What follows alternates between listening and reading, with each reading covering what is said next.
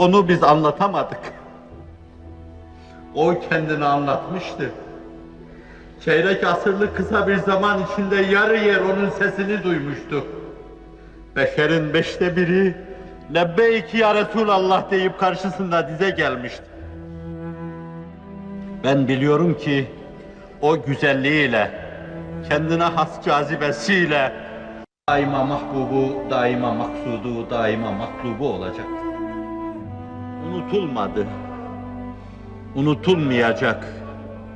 Aksine her gün biraz daha canlanacak, biraz daha tazelenecek, biraz daha sinelerimizde yeni bir Muhammed sallallahu aleyhi ve sellem bulacağız.